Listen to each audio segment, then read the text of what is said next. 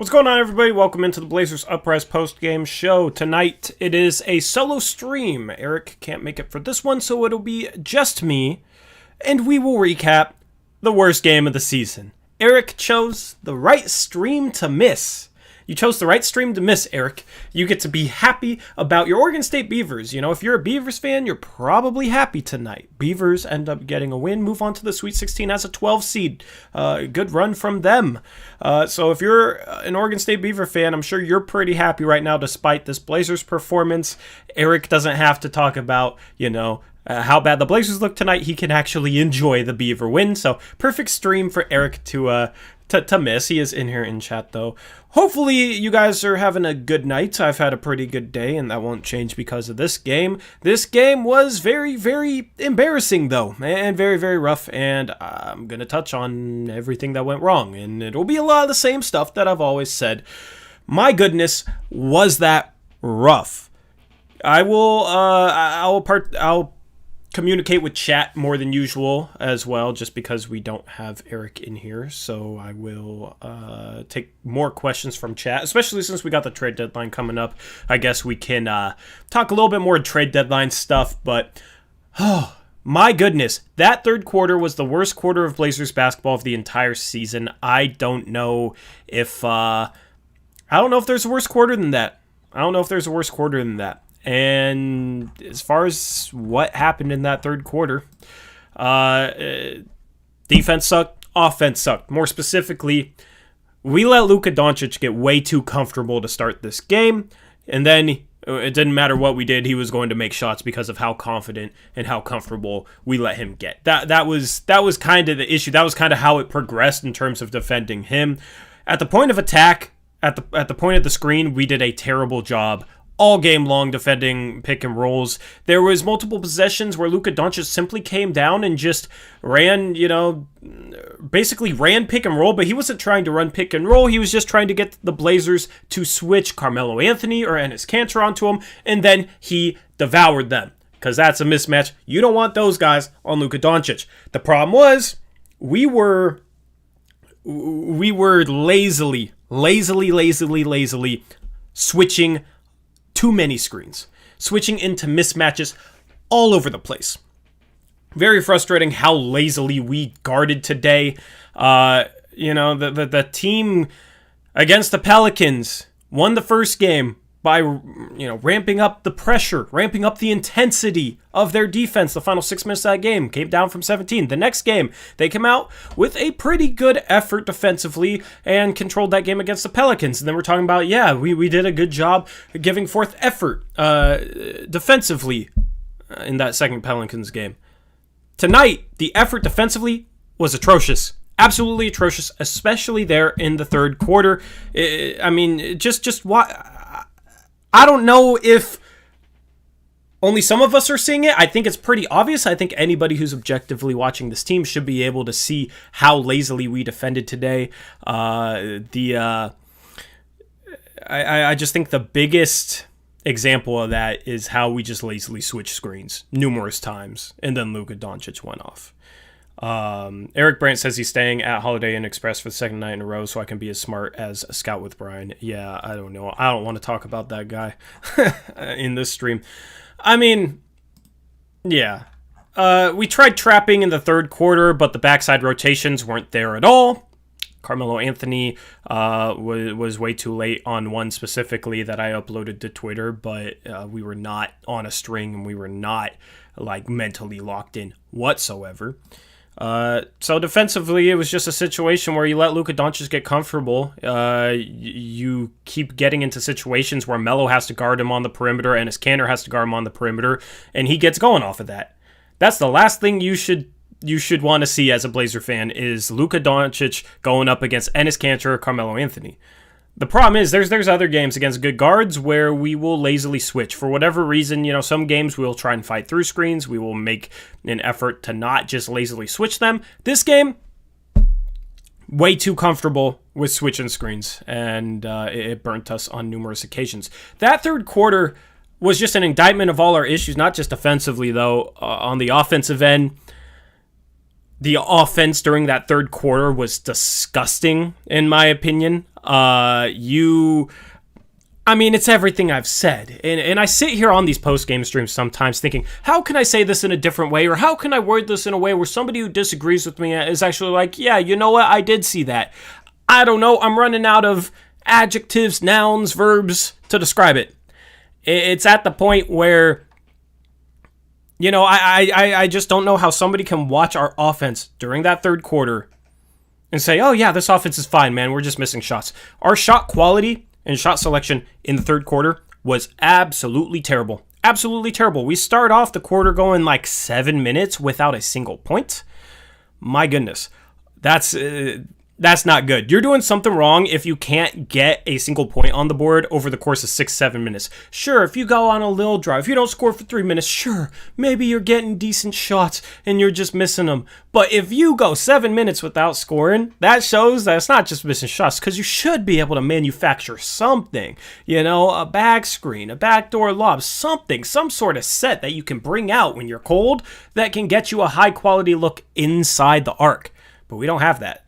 The isolation, the isolation basketball in the third quarter was frustrating to watch. We were not able to get off a good look pretty much that entire third quarter. Meanwhile, Luka Doncic is hot because of the way we're guarding him, and that's how you end up starting off the quarter, losing the third quarter 29-10. That's how that goes. Yeah, Moz, just ban anybody, trolling or being over the top. It literally just comes down to two things for me. Not knowing how to defend screens or defend at the point of attack.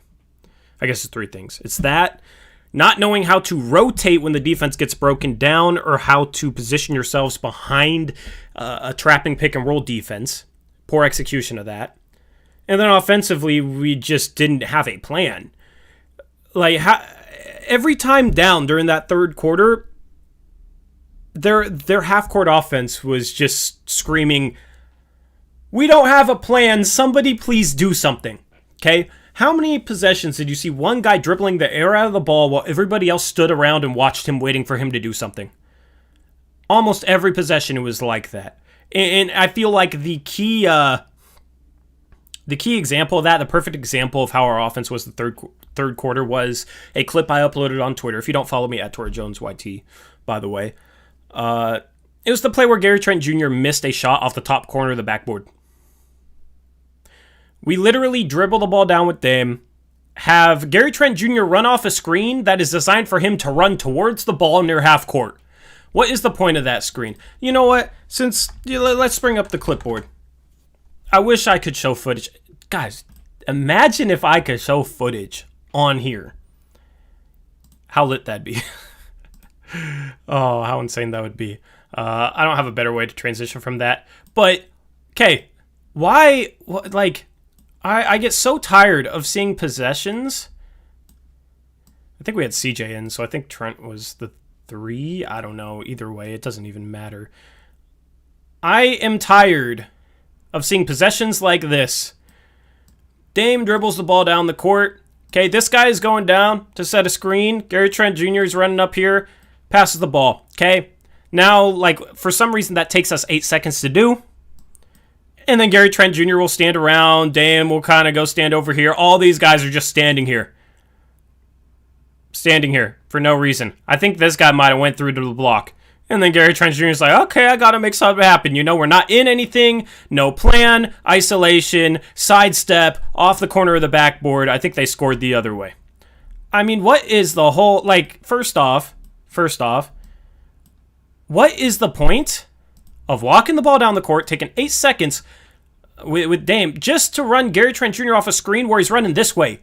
Why can't we ever have a screen with somebody running that way?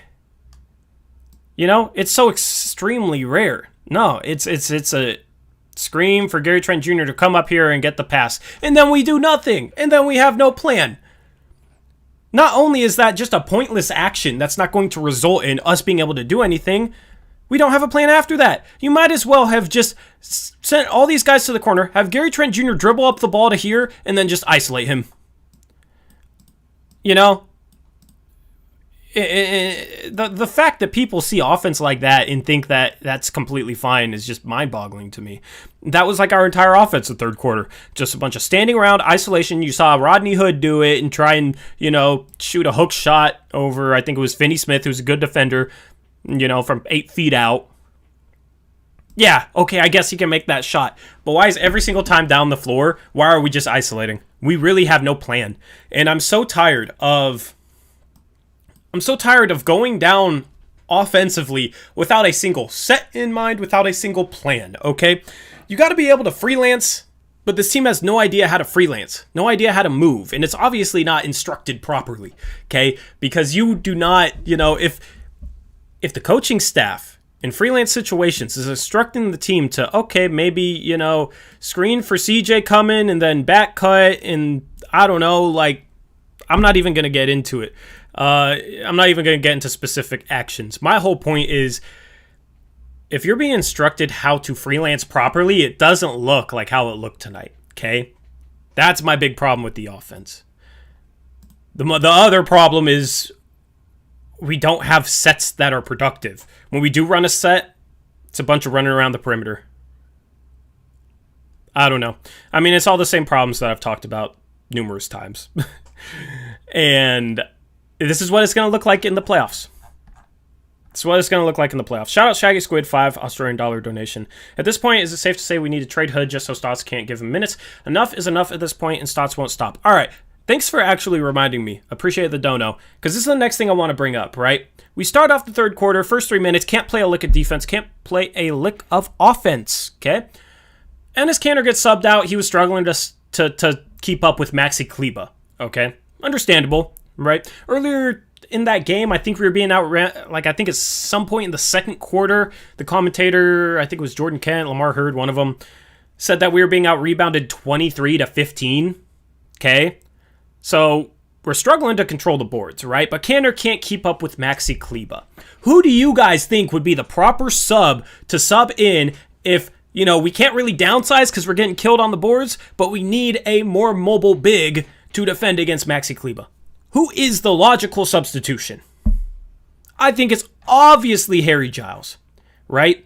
Obviously Harry Giles. Instead, Stotts subs in Rodney Hood, okay?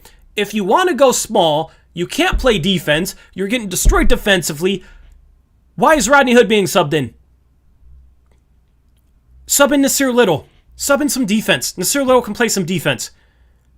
And I don't think Hood's better than him offensively, right?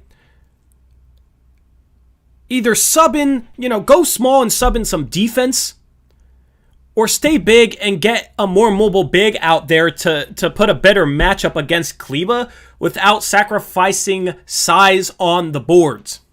One of the two.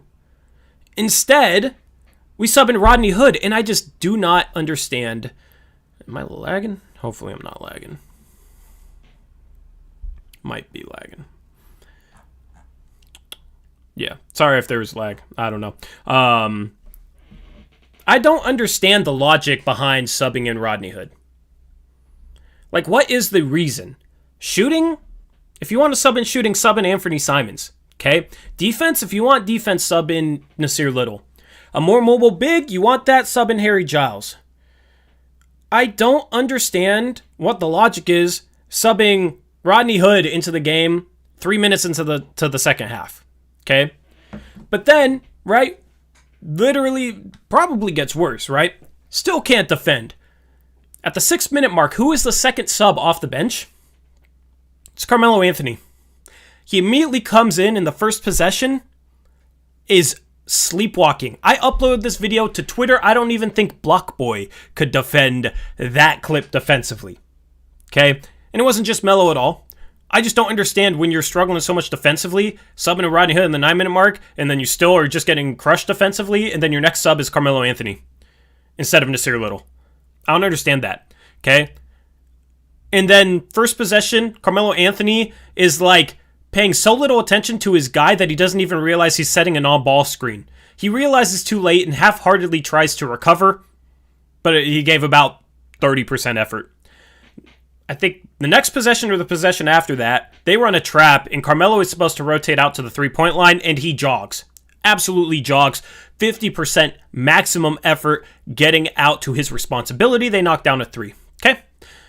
But, like, I don't understand the substitution, but if something like that happens, I know that it's Carmelo Anthony, and he's a legend, but you gotta hold him accountable. You gotta hold him accountable. You gotta call timeout. The dude comes into the game and is giving 30% effort. Set a standard. That's not okay. Why after every single game, almost every single game, we're saying, we need to give a better effort, okay? Or say we come back from 17 in the final 6 minutes because our defense goes from terrible to really good because all of a sudden we start playing hard. Why do we say, we really ratcheted up the intensity in the final 6 minutes? Why is the intensity rarely there? There's no reason for the intensity to rarely be there. That's effort. Intensity is another word for effort. Basically, it's like, we didn't try defensively until the final 6 minutes, then we really tried and came back from 17 down. Dame is amazing. He hit clutch shots. Some fans are like, yeah, go Dame. Good job, guys. See, we can defend. But I'm sitting here wondering, why do you go a whole game giving no effort on the defensive end? The next game, we come out, have one of our best defensive games of the year. Hold the Pelicans to 93 points. It was very obvious we were playing harder on defense than normal. And then you hear the team talking about after the game, this is, we gave forth a good effort defensively. Okay, cool. Why can't you do it all the time? Why does the effort wane so much? Because that's just literally a decision. You either decide to try or you decide not to try. And I wish one of our reporters would actually ask that question. Why do you guys so rarely give forth the effort you're capable of on the defensive end? Why does the effort wane in and out like that? That's a sign of a deeper problem. That's not a personnel thing because we're talking effort. We're not talking, can Carmelo Anthony keep up on the perimeter at age 36? That's not the topic. The topic is literally if they're trying to defend or not, which is ridiculous for a team that has aspirations of contending. But you got it. Most of the time, they don't try to play defense. Ridiculous. That third quarter, the effort on defense was atrocious. The effort on defense was absolutely atrocious, okay? And a lot of that does fall on the coach for me because you bring in a guy in Carmelo Anthony when you need defense and you got Nasir Little, somebody who will play harder than anybody else on this team other than maybe Dame, but, Dame takes defensive possessions off. You got Nasir Little right there on the bench, and you summon Carmelo Anthony, and then in the first couple of possessions, he gives 50% effort max. But you don't say anything on the sideline. You don't call a timeout. You just let it go. And you don't hold it accountable. Because I guess it's Carmelo Anthony. Do you expect guys like Gary Trent Jr., Harry Giles if he got minutes, Enes Kanter, Robert Covington, Derrick Jones, if they see guys like Carmelo, Dame, and CJ not being held accountable at all defensively, do you think they're going to buy in and give 100% effort? They might try to, but it's pretty damn frustrating when you're busting your ass on defense and it doesn't even matter because somebody else isn't. And then it would be even more frustrating if the coach sees that and just turns away and walks down to his bench and looks at Nate Tibbetts and shrugs his shoulders. I have an issue with that. That's not okay. That's not okay. I know he's a legend, but bro, you can't give players on this team passes to come into the game and give 30%, 40% effort on defense. You can't give Dame that pass. You can't give CJ that pass. You can't give Melo that pass. Absolutely cannot. Because what standard does it set for the other guys? It sets a bad one. And honestly, we need Melo, CJ, and Dame to be the best defenders they can possibly be in order to contend, most likely. And, they're not going to be great defenders. But they at least need to buy in and give effort. For a guy like Dame, it's tough because he's forced to do so much offensively because of our offensive system that I almost feel like it's not even justified to give him crap for taking defensive possessions off. because down on the other side of the court, he has to go 1-on-2 against a hard trapping defense and create something out of nothing almost every single possession. And that's going to get you pretty gassed. So for that, it's like, man, I kind of feel bad saying Dame, Stotts has to get on Dame to give more effort defensively, but he does. He also needs to make it easier on Dame offensively so that Dame has a little bit more energy for the defensive end.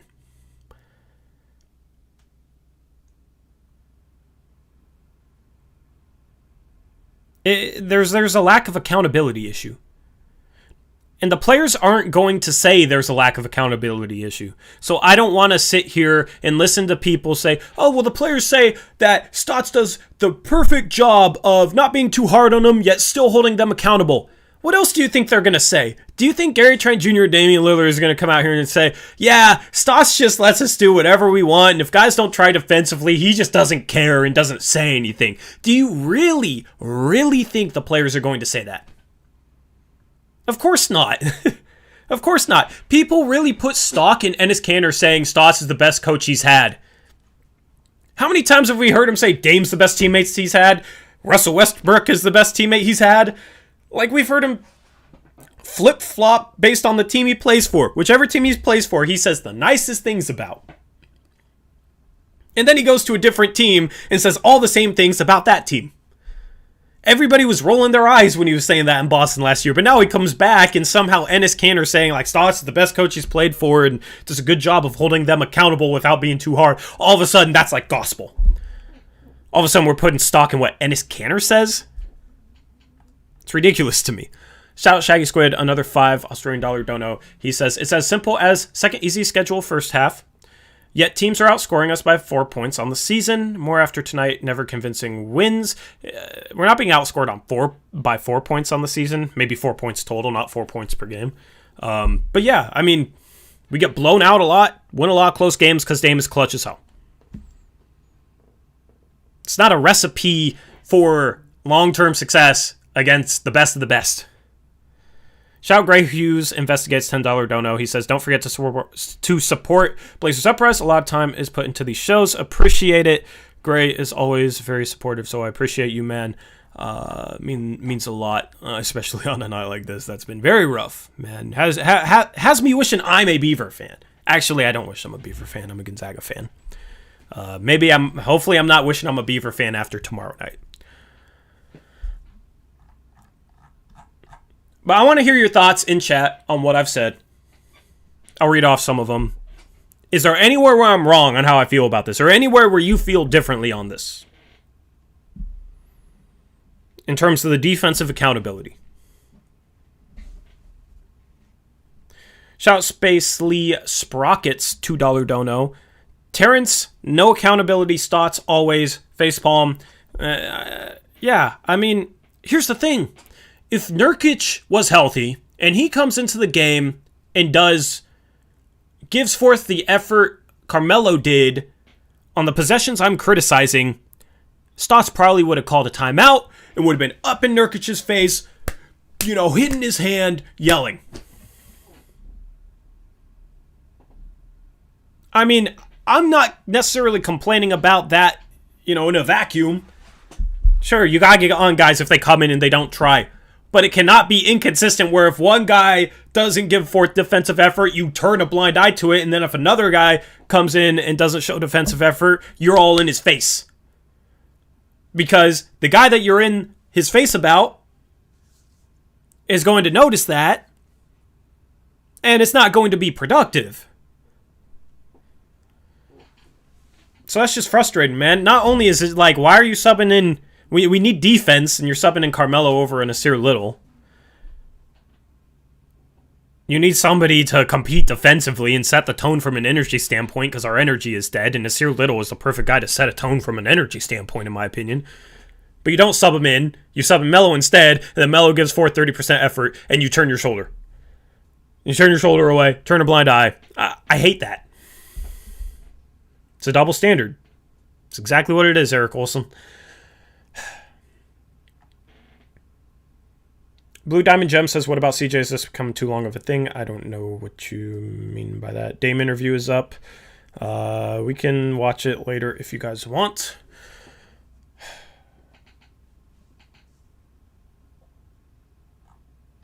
I mean, that third quarter was a microcosm of every single issue we've talked about all season long.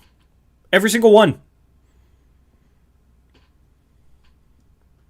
Daryl Sanchez says, bro, do you hate Melo or something? You always seem to criticize him even when he had a great night. Just a minute in a serious garbage compared to Melo. You sound crazy. Go look on my Twitter, the 2 clips I posted, and tell me he was giving fourth effort. Is what I'm saying wrong about him coming into the game and giving 50% effort? Are you saying that's wrong? Instead of talking about me, talk about my argument. We can have a discussion. Please tell me what I'm saying is wrong, okay, if you disagree with it. Because I complained about Rodney Hood being subbed in. There was other players that definitely weren't giving fourth effort. I just focused on Melo because I wanted Nasir Little in the game defensively. I'm not saying Nasir Little is better. I'm saying we need energy and defense. Okay? Nasir Little is better at that than Melo. Some fans don't care about that type of stuff, and then when we get blown out like this, wonder why.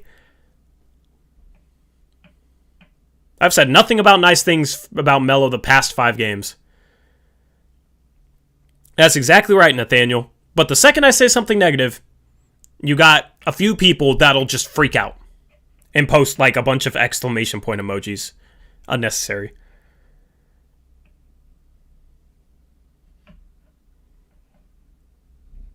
Daryl, I guess you missed the part where I said Stotts has to hold Dame more accountable, CJ more accountable, and Melo more accountable defensively. I guess you missed that part.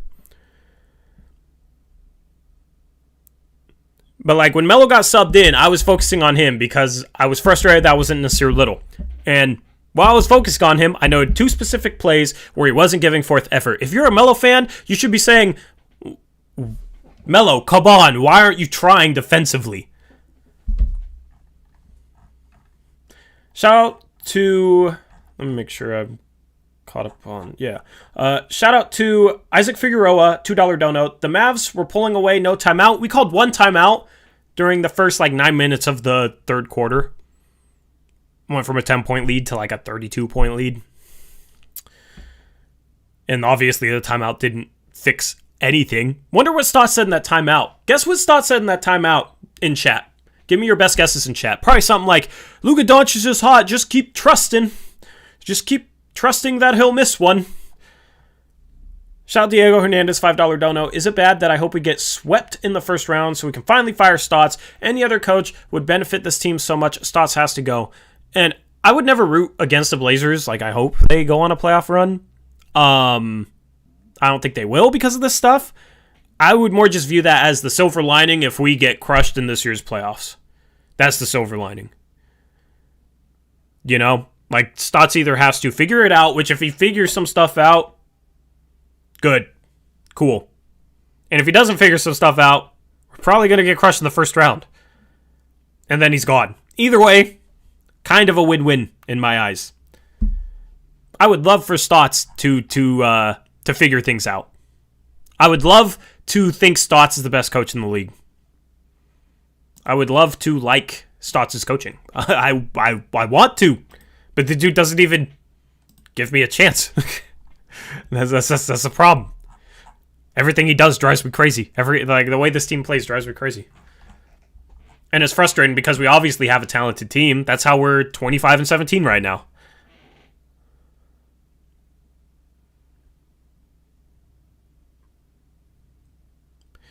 But it's like every guard we go up against, almost every guard we go up against goes off against us. And it's not a Dame and CJ thing. That was the case when CJ was out. And it's not a Dame thing, because most of the time Dame isn't even the one guarding him. We'd put Trent on him, and Trent's been bad defensively this year. But it's more like, scheme-wise, we don't do anything to make it uncomfortable for opposing guards. We drop the big. They build a rhythm. Then it's like, oh, shoot, we better trap. But then, the trap is half-hearted, not much pressure on the trap, so the guard can easily pass out to an open shooter out of it, and then we don't rotate on the backside so that open shooter has a wide-open 3.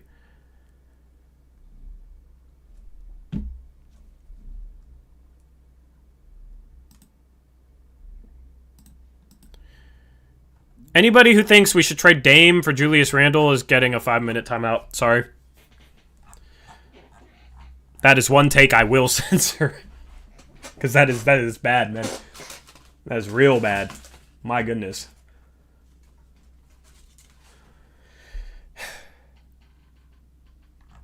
Really wish I could hear Eric's thoughts on this. I know Eric's been in chat talking. Eric, what if you're still in chat? Let me know, like, if there's something that you would want to talk about that you want to hear me talk about that I've missed, or if you just agree with everything I've said, or if something I've said is wrong. If you're in chat, definitely want to know if I missed something.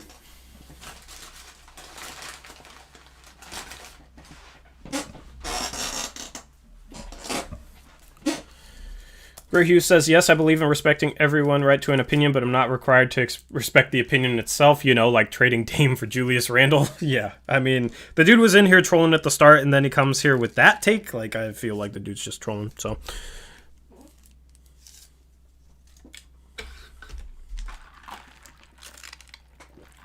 Oh, I needed that. A lot of talking for me. Eric said them attacking the basket at the beginning of the game, not shooting threes, and it was successful, and then just go right back to chucking threes. Yeah, that was a good thing to point out. Started 8 for 8 from 2. 0 for 2 from 3. We were up, 16-7, Eric, without making a 3? Crazy. Crazy how we didn't make outside shots, but we were up 16-7. Crazy how that's possible. I don't know. The way this team acts, like, you wouldn't think that's possible. But we attack the rim and start 8 for 8 from 2. I'll be honest, I didn't watch that stretch, Eric, so I guess I should have just not watched the whole game. Maybe they would have won. I guess I jinxed them. It was my mom's birthday today, so happy birthday to my mom. And I was driving back from hers. Got home. It was 16-7. All right, cool. And then it all went downhill from there. So this is where I wish I had Eric on, man. But, you know, family priorities and whatnot. I mean, we got to find ways to attack the rim and get easier shots inside, you know. How many shots around the rim did we have the second, third, and fourth quarter? The only way we're getting a shot around the rim is if somebody drives against a set defender. I have a problem with that. Like, at least get the ball moving so guys can drive against the defender rotating out to them. You know, maybe they're rotating out to the side. At least they have momentum coming your way, which makes them easier to blow by. Instead, we are so stagnant that we have to attack against a set defender. The thing is, I would still rather us do that than shoot contested step-back mid-range twos. At least try and get downhill. Maybe you get fouled. Maybe you bring a second defender and then can make a kick-out pass and get a better three than shooting them contested. Maybe you'll get one open. Some people would argue that this team likes contested threes more than open threes to try and twist themselves into a not to defend our style of play, but open threes are good. Contested threes aren't as good. You would think that's common sense, but for some people it's not. Thank you, Eric's mom. I will let her know that you told her happy birthday.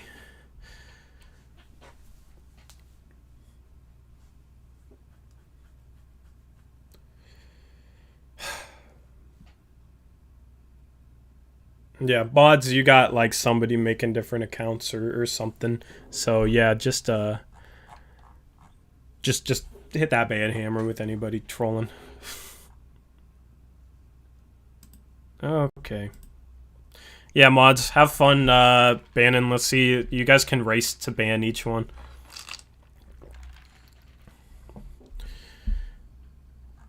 Is there... Okay. Chat. Is there something from this game that you liked or didn't like that I haven't talked about? We'll talk about trade stuff in a little bit. Definitely we'll talk about trade stuff since the trade deadline's coming up on Thursday. And I know you guys will stick around for trade stuff, and probably more so than talking about this 40-point loss. Diego says, realistically, other than the 16-7 lead, are there really any positive takeaways? Probably not.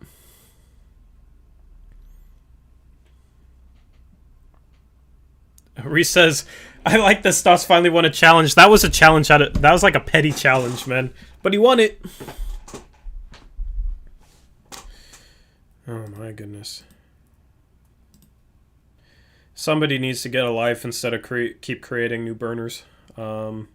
Mods definitely be on your toes. Appreciate.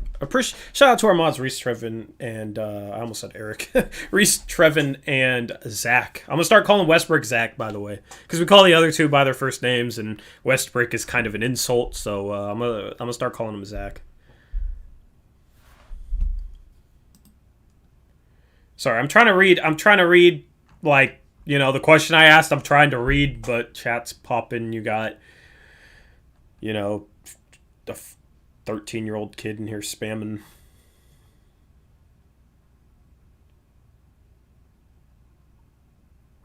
Shaggy Squid says, what type of contending team loses by 40? I mean, most don't. I mean, I guess it might happen, but... So I'm guessing I didn't miss anything, because I'm not seeing anything that you guys are coming up with. Come on, mods, you're slow to this one.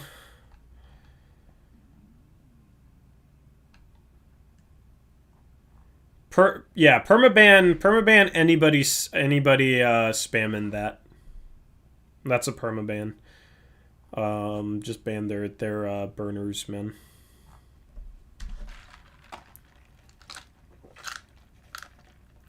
I love how I'm actually trying to talk with chat more than normal, and I get that.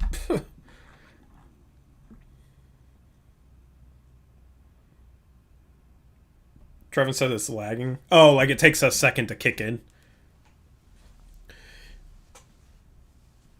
Yeah, so I guess, I don't know. Hopefully I summed it up pretty well. Hopefully I didn't miss anything. That was basically our game.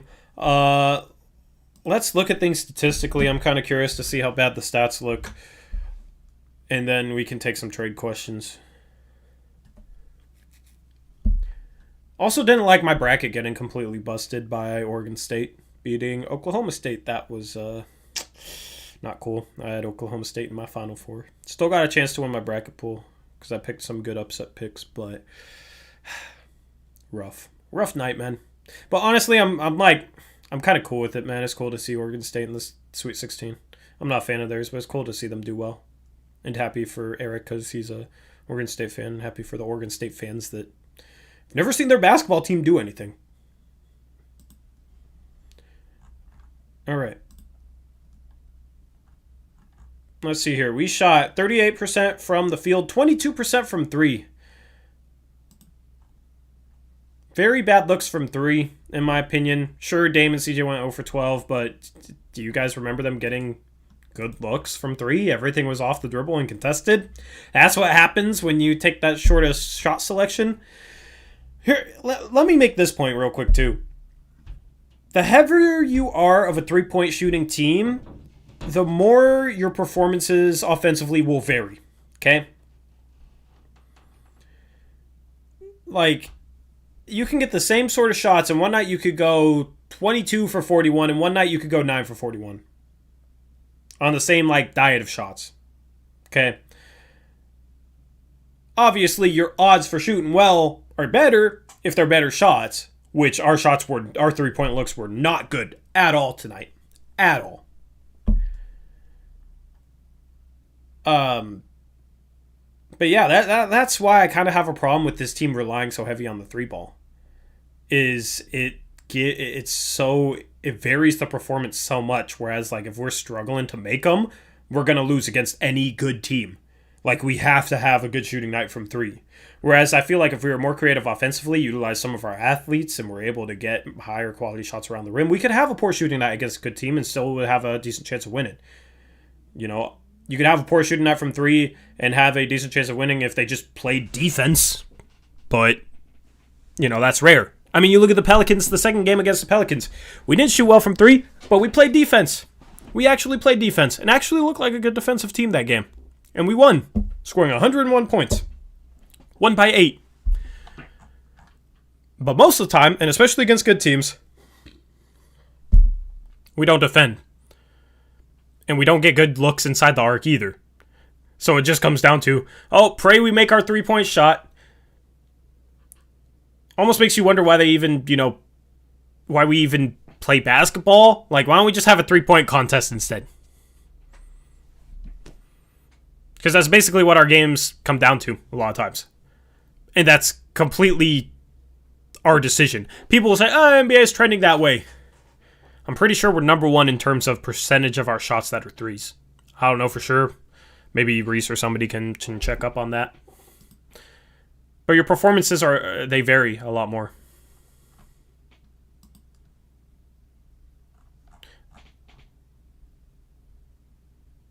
Why'd you unhide him, Eric? If you spam chat, you will be hidden. There's no reason to spam chat. Just perma-hide. Anybody. I'm giving this the warning. Sure, don't hide him. This is the last warning, though. Do not spam chat. But it's the same guy, Eric, so... Yeah. Anybody who spams getting perma-banned. This is your warning.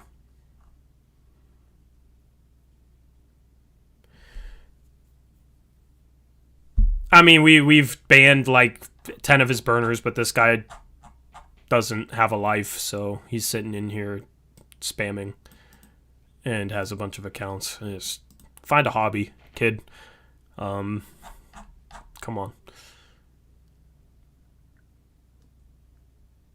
Eric, it's the same guy that's been spamming over and over and over and over again.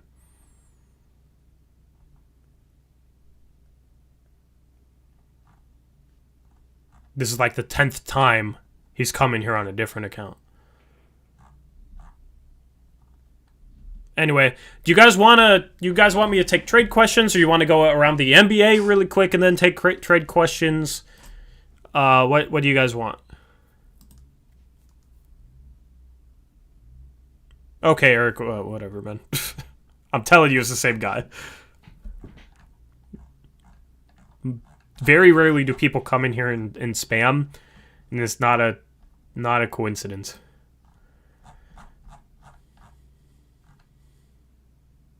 Around the NBA first. Around the NBA will be quick. We'll just look at some of the scores. I'm kind of over talking about this game, honestly. Pacers beat the Heat 109-106 in OT. Miles Turner had 16 points, 6 rebounds, and assists, and I guess he was their top performer. Pretty even effort from their starting five. Miles Turner also had 5 blocks. Good defensive game for him. Bam Adebayo had 29 points, 10 assists for the Heat. The Thunder beat the Rockets. The Rockets have lost 20 straight. They win 114-112. Lou Dort had 23 points. Christian Wood is back, but Rockets still can't win. Christian Wood had 27. Pelicans beat the Nuggets 113-108. We could have been a game ahead of the Nuggets, but we came out with this dud tonight. Brandon Ingram had 30 points, 8 assists, 6 boards. Nikola Jokic had a triple-double in their loss, 29 points, 10 rebounds, 10 assists. The Celtics beat the Magic 112-96. Jaylen Brown had 34 points. Vucevic had 22 and 13. The Celtics get back to 500, 21-21. The Magic are out of the playoff picture at this point, 14 and 28. The Nets beat the Wizards. That's our next opponent. Yeah, we get this dud of a game, and then we get to play the Nets. Speaking of not being able to defend guards, let's see how our defense looks like against them. Against their guards, man. I mean, they got two star guards, not just one. So that's scary. We always defend Harden well, though, so I don't know. The Nets beat the Wizards, though, 113-106. 29-14 is the Nets record right now. The Wizards fall to 15-26. Westbrook had a 29, 13, and 13 triple-double. The Cavs beat the Raptors. The Raptors are in free fall mode at this point. The Raptors fall to 17 and 25. Cavs are at 16 and 26, so only a game behind the Raptors. Colin Sexton had 36 points for the Cavs. Van Vliet had 23 points, 7 assists in the loss. The Bulls beat the Pistons. They're sitting at 90 for the Pistons in their loss. The 76ers beat the Knicks by 1 in overtime. I haven't seen the ending, but The headline on this game says controversial ending dooms Knicks versus Sixers, so I don't know what happened there. Sounds like there's some controversy. I see a picture of Tom Thibodeau yelling at a ref, so I'll have to check that out after the stream. In the win, Shake Milton had 21 points for the Sixers. Alec Burks had 20 points for the Knicks in the loss. And the final game of the night, you had the Suns beat the Lakers. The Lakers playing without LeBron James, who's out for an indefinite period of time, also playing without Anthony Davis still. The Suns get 26 points and 8 rebounds from DeAndre Ayton. Montrezl Harrell has 23 points and 10 rebounds in the loss for the Lakers. I guess he's their best player now. Yikes, that roster is real bad without LeBron and AD. The Lakers fall to 28 and 15. That's a team we could potentially catch, but probably won't for all the reasons that we saw tonight. That is around the NBA.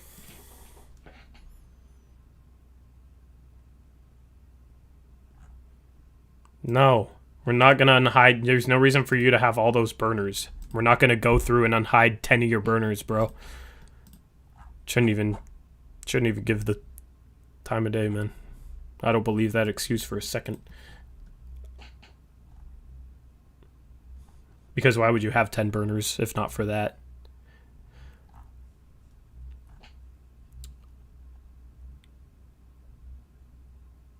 Oh no, I lost a sub. Oh no. Alright, bye. I'm not playing that, man. Why would you need 10 burners to be unhidden from here?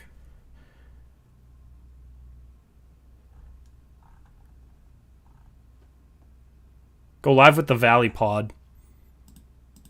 They streaming right now?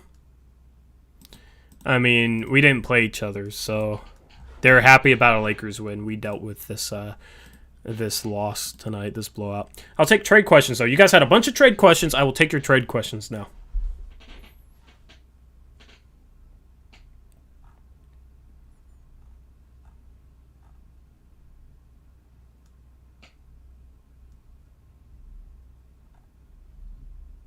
What are your thoughts on Aaron Gordon to P-Town? Would you pull the trigger and trade for him?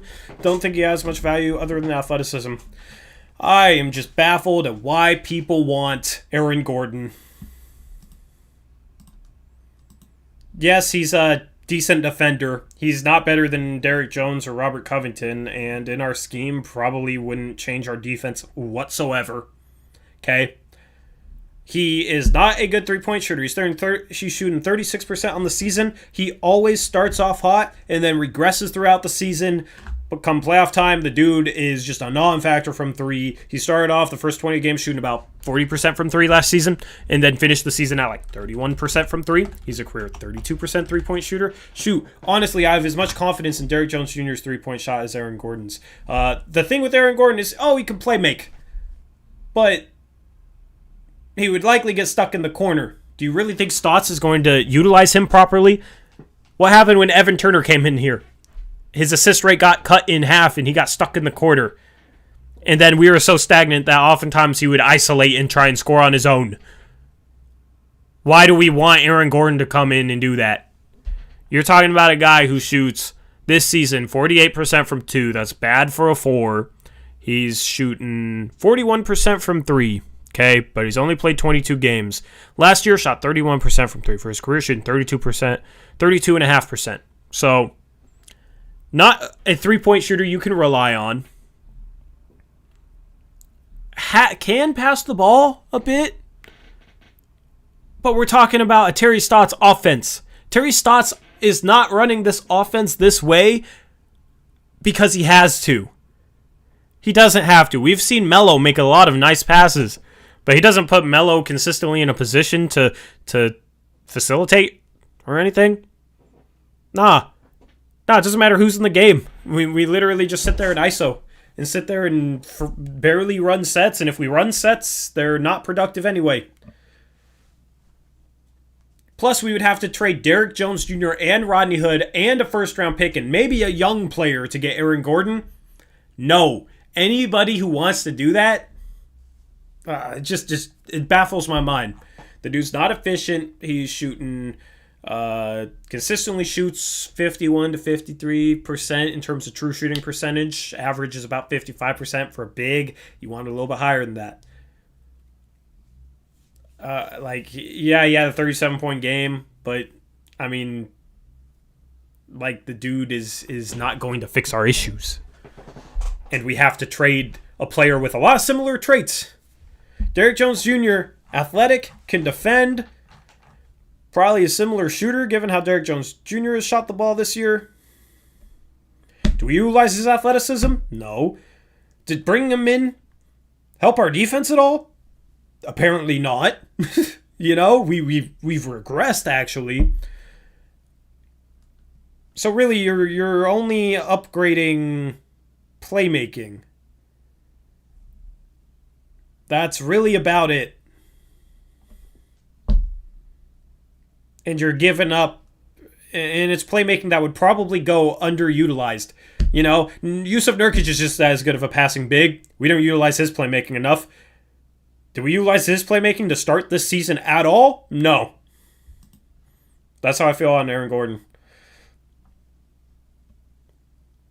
If we trade Trent, who do you think we would get back? I don't know. John Collins is really the only guy I can think of that might make sense. But, yeah. Kevin O'Connor is not a reliable source on what the Blazers are doing, by the way. Not at all. So the rumor today is that we think Aaron Gordon could be our Draymond Green. I mean, honestly, I'd be down to get Aaron Gordon just to see it like not work out and see us run the same offense. And then everybody who said, oh, we just need a guy like Aaron Gordon could see that, oh, no, this is how Stotts coaches. But, you know, then they would complain about the Aaron Gordon trade and say, oh, Shea went out and traded for Aaron Gordon even though he can't shoot threes and yada, yada. You know, it'll be something else. Because guys are always complaining about our forwards and really want Robert Covington. When we bring Robert Covington in, we bring Derrick Jones Jr. in, now it's something else. It's always going to be something else with the personnel.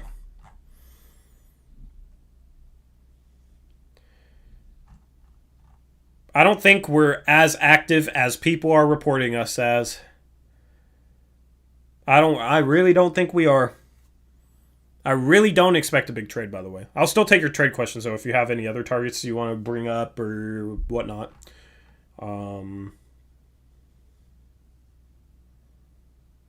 Trading for Patty Mills. I don't understand trading for a small point guard that can't defend.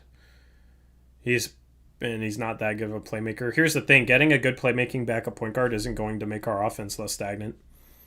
It's stagnant by design.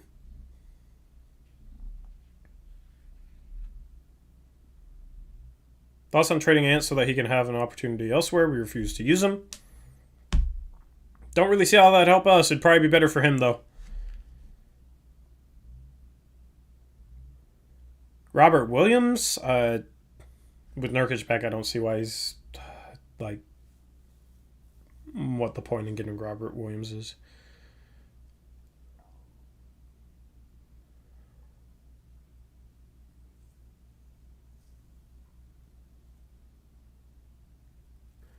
Trailblazer, the Hawks are not trading a first-round pick in John Collins for Gary Trent Jr. and Zach Collins. They would likely not do it without having to trade picks.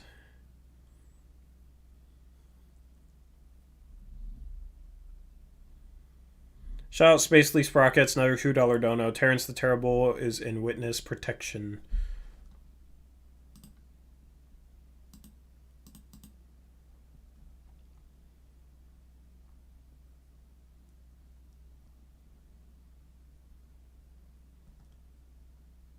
How about Will Barton? He can play defense and is an okay playmaker. Will Barton is interesting. I'd be down for Will Barton. You'd have to trade... It'd probably have to be Rodney Hood and Zach Collins to get him. And maybe a couple second-round picks. But I'd be down for him to be our backup 3. Because he can play the 3. And also he's a good playmaker for a 3. And can play defense and can shoot. And it wouldn't take everything that it would take to get Aaron Gordon.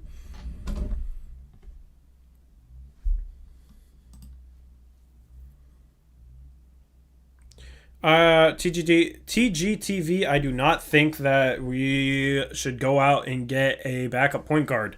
Because here's the deal. Dame and CJ are playing 36 minutes apiece, which leaves 12 minutes a game at the backup point guard and the backup shooting guard. Now, CJ, take 12 of those 36 minutes, because 12 of those 36 minutes he's playing the backup point. So you got 36 minutes of Dame, 12 of CJ at backup point guard. That means the other 24 minutes CJ McCollum is playing is at shooting guard, okay? Gary Trent Jr. is playing the backup 24 minutes at shooting guard right now. He's a little undersized to play the 3. So if you go out and get a backup point guard, you're going to have to play Gary Trent Jr. at the 3. You go out and get this backup point guard, everybody thinks it's going to solve how stagnant our offense is. Why do people think that? I don't understand. I honestly don't understand. Would you ever trade for Vucevic? I don't see why we would trade for Vucevic.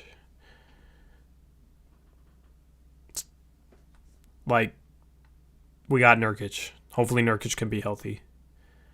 But we'd have to trade Nurkic to get Vucevic. And I just don't see that as a smart move, because considering we'd also have to give up picks and Derrick Jones Jr. and Rodney Hood, and it wouldn't make us any better defensively. It would still be a bottom 3 defense. And Nurkic, if he can get healthy, I think could be almost as impactful as Vucevic. Thing is, Nurkic does a lot of little things. If we traded Trent, I would definitely pursue George Hill. If we trade Trent, I would pursue a backup point guard. George Hill would be cool. But without trading Trent, it doesn't make sense. Eric Gordon, no, I do not want to pay him $20 million a year to sit on the bench injured.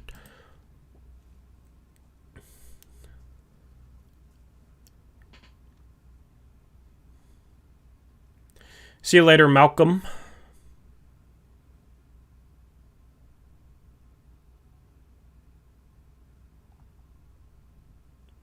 Norman Powell. Norman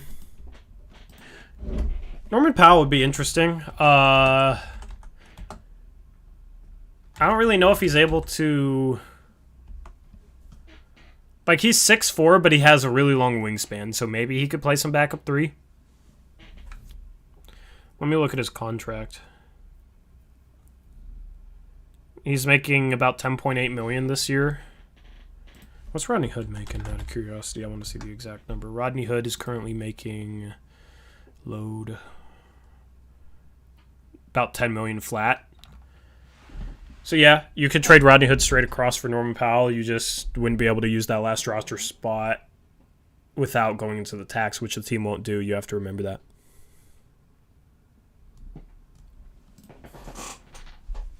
But if we're going to sign LaMarcus on the buyout market, which it sounds like he's going to get bought out, and I feel like we're going to be the front runner, you could throw Canner into trades then. So Hood, Canner, and then a first. The problem is with trading first is you have to talk to Houston and rearrange the protections on the first we owe them this year.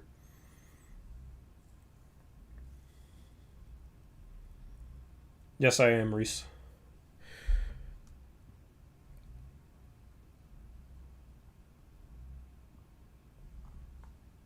Norman Powell's a chucker. He gets shots up but doesn't do much outside of that. He plays defense. But Rodney Hood's a chucker and doesn't do much outside of that.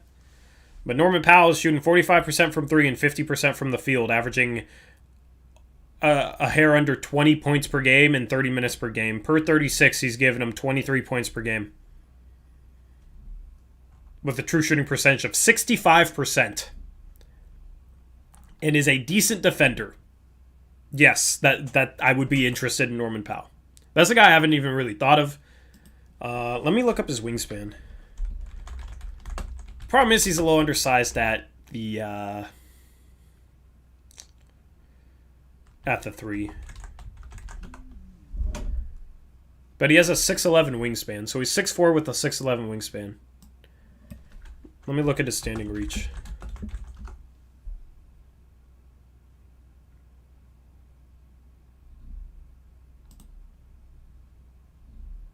I don't know. Because you almost got to look at standing reach more than height. His standing reach is 8'6.5", which is okay. For a small forward, it's a bit undersized, but...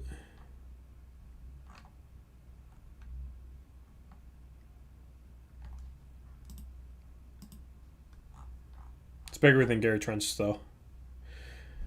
Isaac says Torrey looks sad. I'm not sad. I'm completely fine right now. Blazers got smoked. Had a good day, though.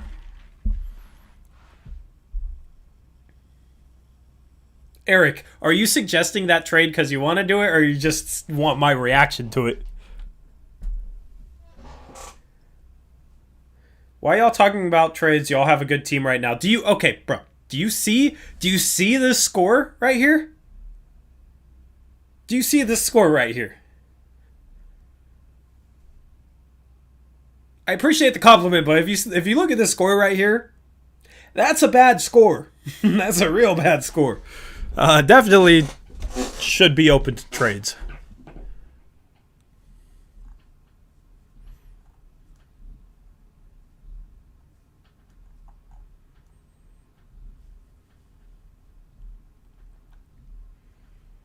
Still don't know if Eric was suggesting that trade, but he said CJ and Nurkic for Powell and Siakam sign Aldridge.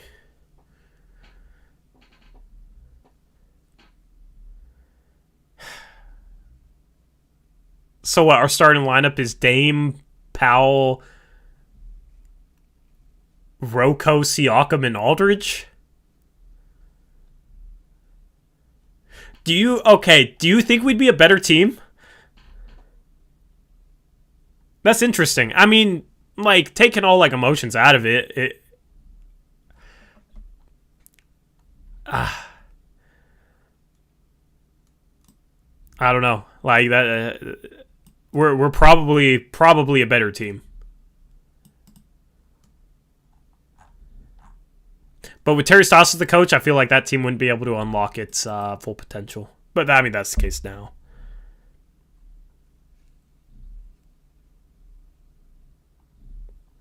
But, like, I feel like he wouldn't use Siakam properly. But he'd have no excuse to. There's your Draymond. Better version than Draymond. There's your playmaking four that you need to not be last in the league in assists.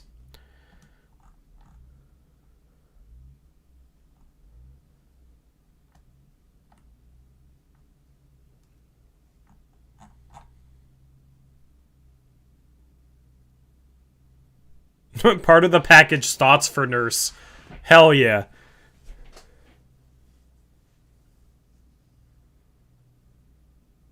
Thaddeus Young is interesting, but, I mean, what? He's going to play the backup 4, the backup 5. He's a little undersized, the backup 5.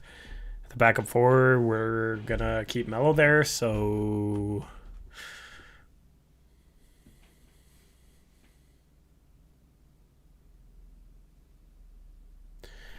Trey says, do Portland fans feel like Mavs are a good team or we got lucky? I feel like we're a team, that Portland is a team with a bunch of issues in the way they play that can lead to them either overcoming those issues because they have a lot of talent and like they did, they beat you guys game 1, or those issues can lead to 40-point blowout losses. Like, the Mavs are solid, but no reason we should be losing by 40. We lost by 40 tonight because we let Luka get comfortable. And our offense was a joke. There's other little things you could point to, but...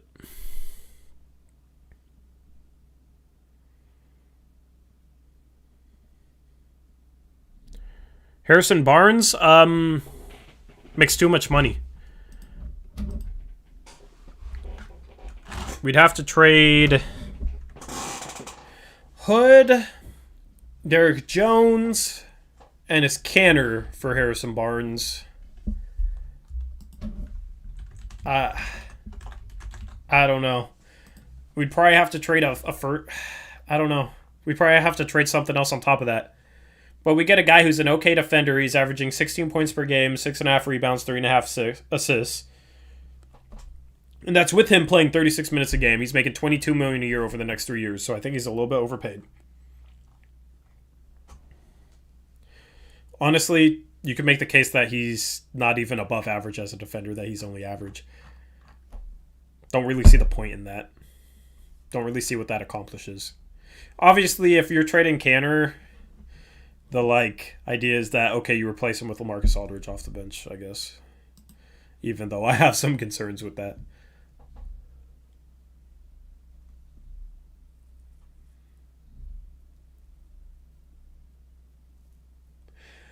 Eric says, if Collins could stay healthy, could you imagine a Dame, Powell, Rocco, Siakam, Collins starting lineup? That would be nice. I just feel like we need a second perimeter guy that is... I don't know. I mean, maybe you could make the case that Powell is an elite scorer.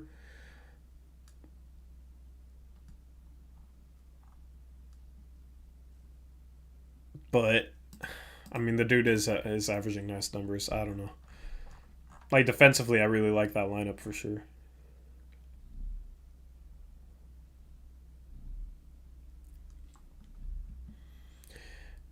Sorry, Mr. CP Brown, but Arkansas is not winning the championship. They almost lost to Texas Tech today.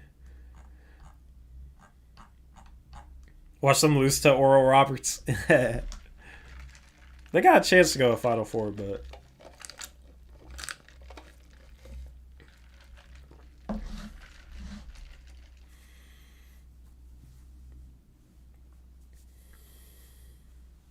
Tori, when you going live on Thursday? Morning. 8 a.m.? I don't know. Early. It'll be weird. I don't know. Siakam is interesting. I don't know if he's being traded. Or if they're shopping him.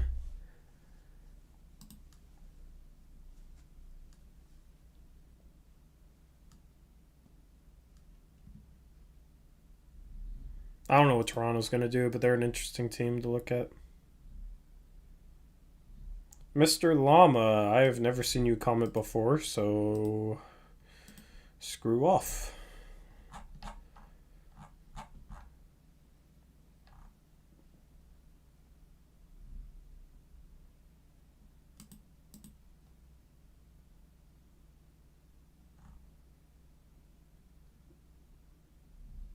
Trade for Buddy Hield. What?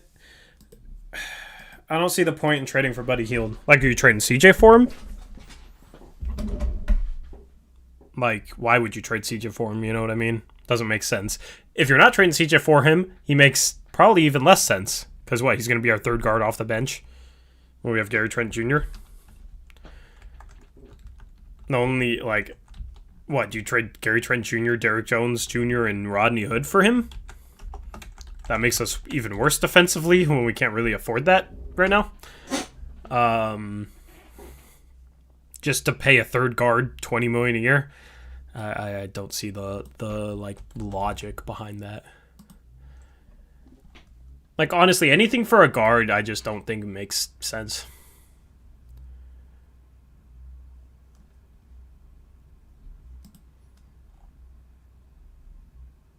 Kyle Anderson or Mike Muscala.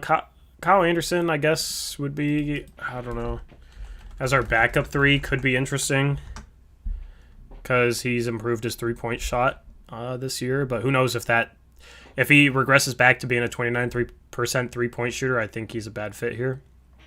But he can pass and he can defend, so if he can knock down threes too, would be a good backup three. I don't think Memphis moves him, though.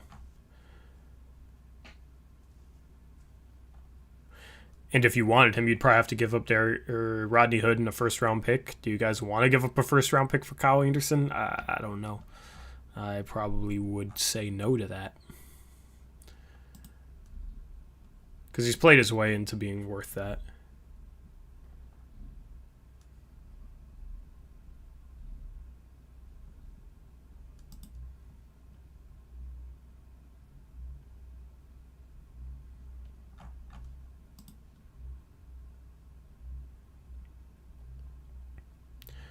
Robert Covington for Finney Smith and Tim Hardaway does not work salary-wise. Robert Covington makes about $11-12 million a year. Those two guys combined make about $22 million a year. Sadiq Bey would be cool, but they're not going to trade Sadiq Bey.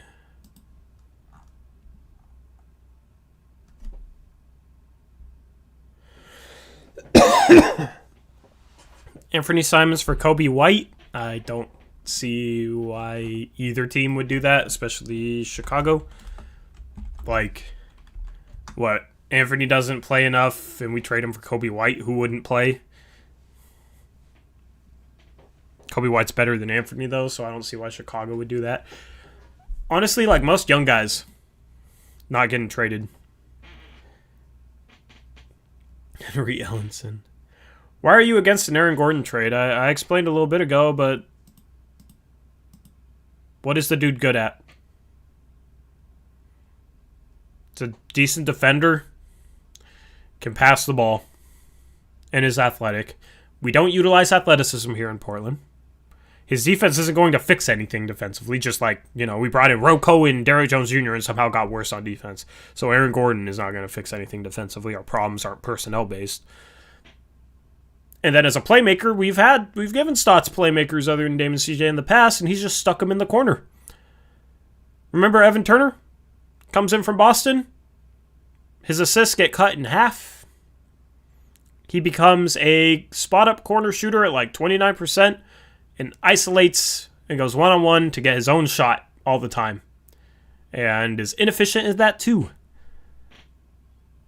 So Aaron Gordon in that situation, I don't see how that's good, especially with everything we'd have to give up for him. Derrick Jones Jr., Rodney Hood, probably a young player, so you're talking Nas, Anthony, Gary Trent Jr., and then a first-round pick as well, most likely. I don't see the logic behind that.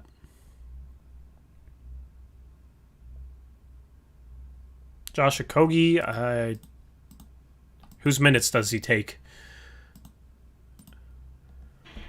Like I said, guards, I'm just not interested in. Especially a guard shooting 22% from 3 and 34% from the field. I was hoping for better names. But the thing is, there's not much available right now, so that's,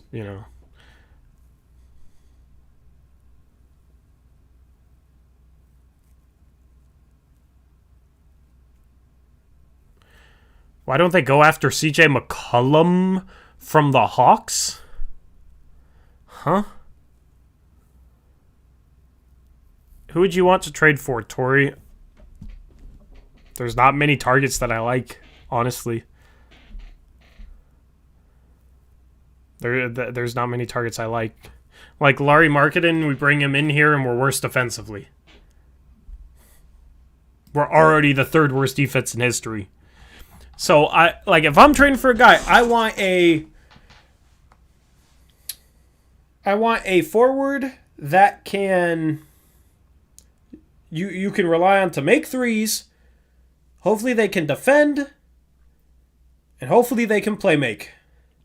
Thing is, they also have to be on a decent contract because we're not going into the tax, so that eliminates a lot of guys. The only guy off the top of my head that kind of fits those three things and is on a workable contract is Will Barton. Otto Porter Jr. off the buyout market would be cool. I'd be down for Otto Porter Jr.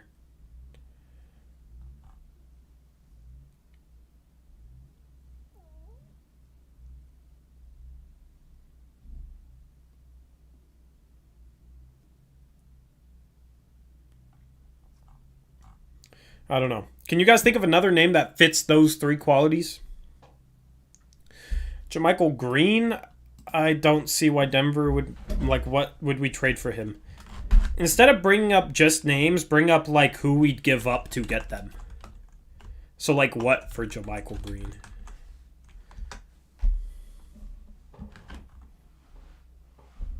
Because, sure, in theory, JaMychal Green, the thing is he doesn't pass, but, that's who I'd prefer to have as our backup four, a guy who shoots 43% from 3 and plays defense. Prefer to have that over Melo. Melo can give us some really good offensive games, but he's not a good defender. And obviously we need more defense. Jake Crowder isn't going to get moved. Wenyen wouldn't play here. Malik Monk. With Gary Trent Jr. here, Malik Monk doesn't make sense. Nemanja Bjelica, if they buy him out, would work. I mean, I'd be down for Bjelica, but here's the thing. It's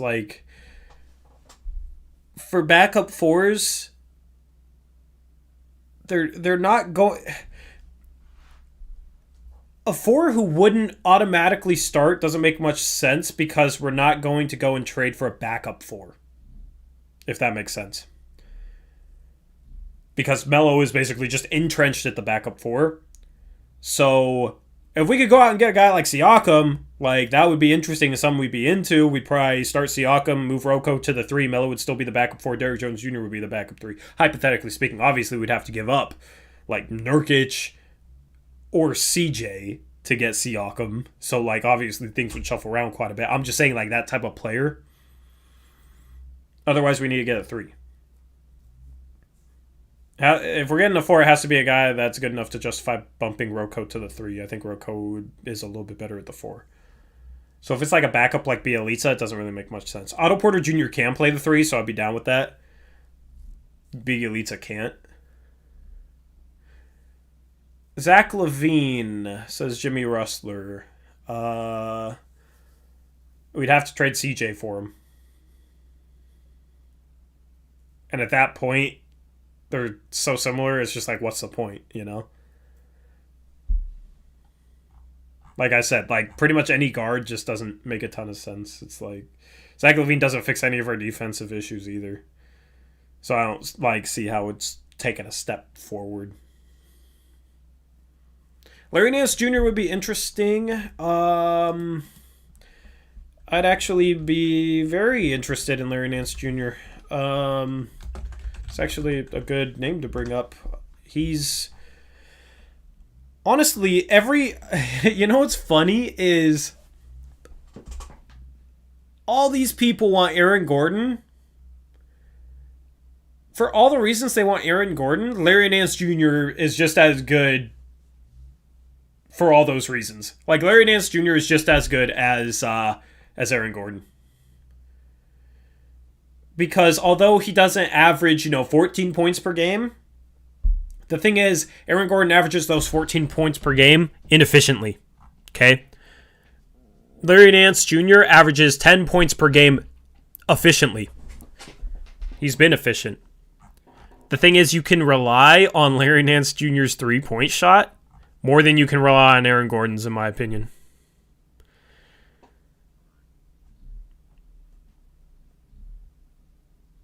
Larry Nance Jr. is averaging 3 assists per game right now in 33 minutes. He's a better defender, in my opinion. He's on a better contract.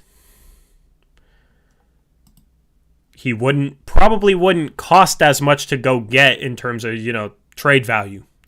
So everybody who wants Aaron Gordon, Larry Nance Jr. is a more realistic target to kind of fit that mold. Larry Nance Jr. is actually one guy that I would be interested in. Cleveland's been playing him some at the 3. I don't really think he's a 3. Like I said, the problem is like if they're not good enough to justify starting at the 4, then like they're not going to be the backup 4. But Larry Nance Jr. I feel like would be a Rocco at the 3 and Larry Nance Jr. at the 4 would be a good would work. There would be no excuses in terms of playmaking anymore because Larry Nance Jr. is a good passing 4, and Nurkic is a good passing 5, and Rocco can make the smart pass.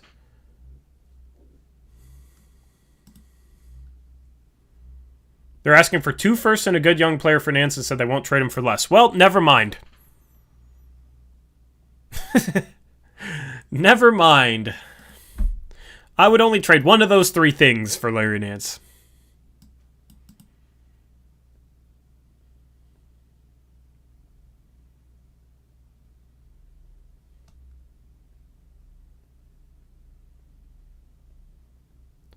What about Bam? Come on.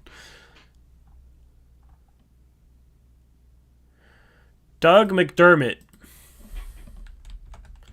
See, why, what would they trade him for?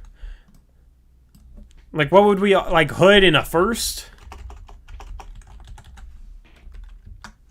I probably wouldn't give up a first-round pick for Doug McDermott, and I don't think they trade him for Hood in a second. He also isn't good defensively.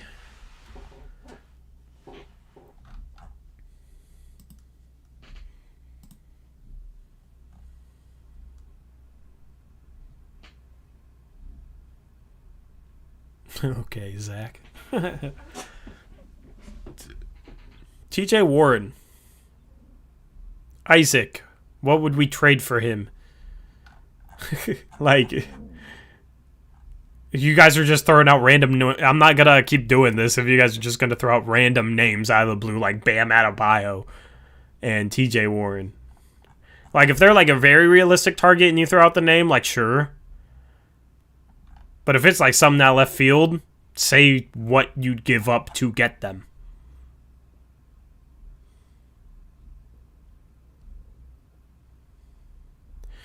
TGTV Tank Mode says, what about Nurkic, Little, and a second rounder for Andre Drummond?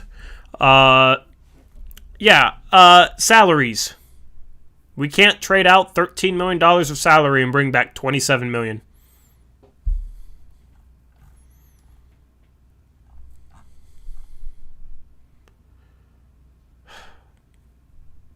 KJD isn't listening to me, apparently.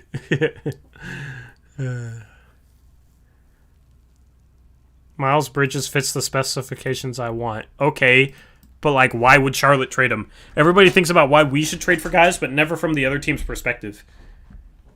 Like, why would Charlotte trade him?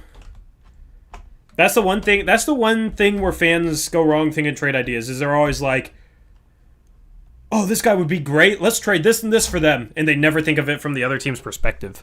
That's why I'm asking you guys to let me know what you'd give up for certain trade targets and how it makes sense for the other team. Because it takes two teams to make a deal.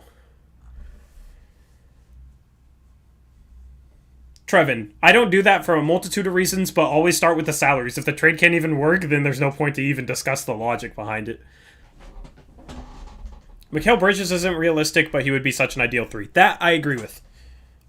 He is a realistic part, and he would be a perfect 3. I love Mikal Bridges. One of my favorite non-Blazers in the league. His favorite player before he was in the league was Dame, apparently. Apparently he's real cool with Dame. Yeah, I love Mikal Bridges. Yeah, I love his game. Didn't expect so much of a reaction, although I just think Portland also needs a center that plays better defense. Drummond does not play better defense than Nurkic. If not Drummond, then Turner would be fine. Need a center who plays good defense. See, why would the Pacers trade Miles Turner? And what would they trade him for?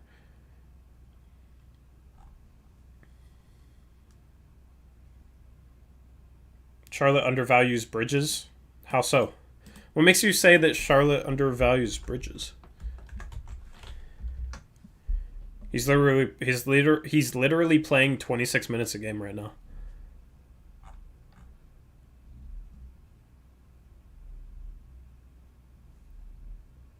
Like, he's having a good year. He turned 23 today. Turned 23 today. Solid defender, shooting 50% from the field, 38% from 3, 90% from the free throw line. Almost 50, 40, 90. Good defender, good athlete. They're not just going to trade him for anything.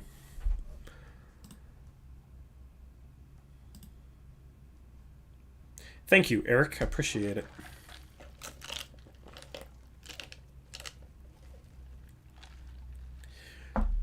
They didn't want Hayward instead of Bridges.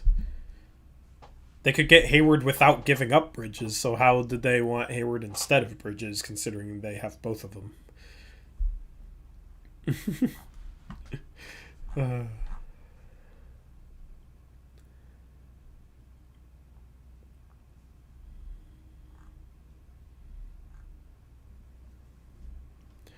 Is there any chance the Cavs about K-Love? I don't think so. If they did, we should not have any interest. Eric says Davis Bertans.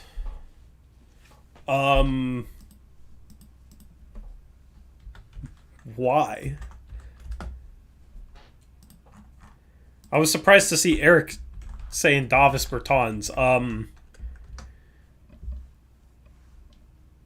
He's making $20 million, right? I wouldn't give up Derrick Jones Jr. for him. I think he's overpaid. Like, this season, I don't think he's been any better than Melo. Because the dude doesn't play defense and is shooting 38% from 3. He's also shooting 44% from 2, but he never shoots inside the arc. So maybe he's a little better than Melo because he never shoots 2s. But in 25 minutes a game, he's only giving you 3 assists at the power, or not 3 assists. In 25 minutes a game, he's only giving you 3 rebounds at the power forward position. Doesn't play defense. Just a 3-point specialist. I don't know. He was said to available to select teams today. He makes $15 million. I mean, I wouldn't trade Derrick Jones Jr. for him. It'd take Derrick Jones Jr. Did y'all watch the Stotts interview yet? Nope.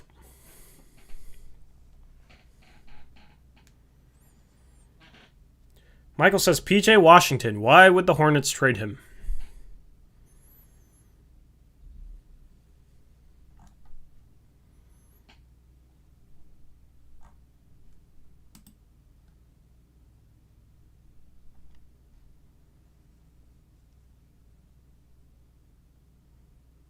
Would love to have Scout back. I wouldn't, because we'd just get mad that Stotts doesn't play him.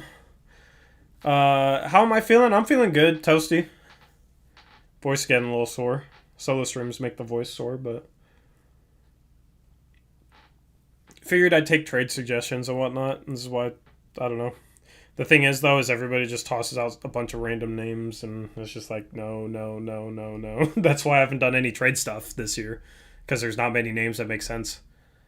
Ben Hewitt says Chris Boucher. Why would the Raptors trade him? They would at least demand probably 2 firsts back that we don't have.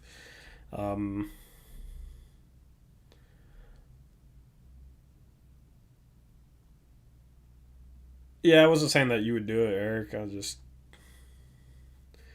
I'm not interested at all. Like, I'd rather just see if Bielitsa gets bought out, and then if we want somebody like that, just bring in Bielitsa on a minimum. Blazers need a second superstar to realistically compete. There isn't a second superstar out there, though. That's the problem.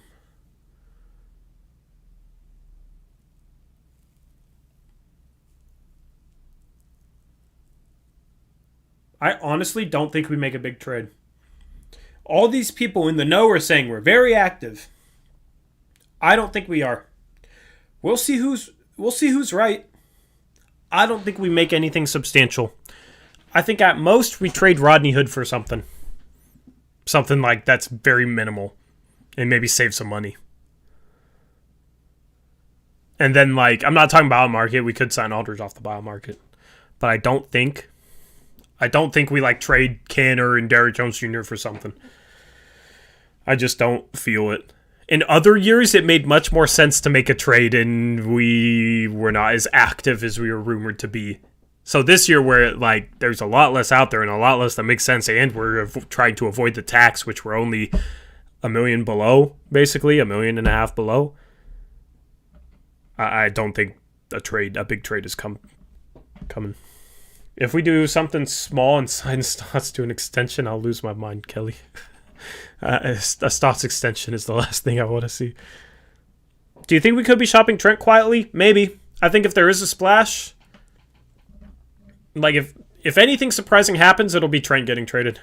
You heard it here first. If anything surprising happens, right? Like, I wouldn't be surprised to see Canner or Derrick Jones Jr. or Rodney Hood get traded, right? A surprise thing would be like if we traded Nurkic and something for Vucevic, or if we traded CJ for someone, or if we traded Trent, because I feel like people would be pretty surprised if Trent got traded. I feel like people are catching on to like, oh, well, maybe we can't pay him, $20 million a year. Maybe we shouldn't want to pay him $20 million a year. People remember the Allen Crabbe debacle and a third guard, $20 million a year.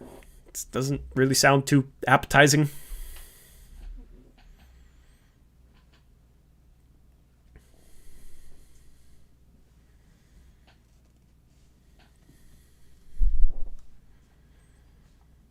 But yeah, it's like the guys that are interesting are like a Larry Nance, and Cleveland is asking for a young player and 2 first-round picks. So, like, yeah, if you bring up the name Larry Nance, yeah, that sounds good. But then you look like, okay, what does the other team want? And is it worth it for them? Oh, the other team wants 2 first-round picks and a good young player? Yeah, well, take that name off the board completely. That's what sucks. That's trades. It's easy to think about it from your perspective. You got to make it work from somebody else's perspective. NBA Forever says, Tori, where you have Shams and Woj, etc. up on the screen like in the offseason, that is currently the plan.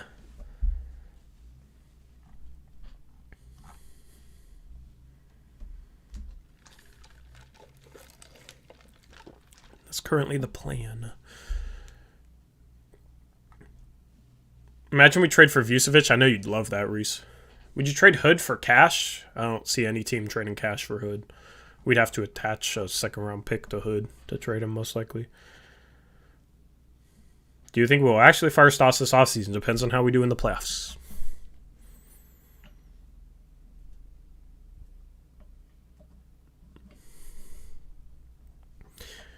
GTJ and picks for Mitchell Robinson. You're talking first-round picks? I don't see how that makes sense for us. You got Nurkic and Kanter as the centers. I don't see why we'd trade picks for a third center who I wouldn't start over Nurkic, who's young. I don't know. And I also don't think New York would have much interest in that. I don't know why they'd trade their starting center for a guard.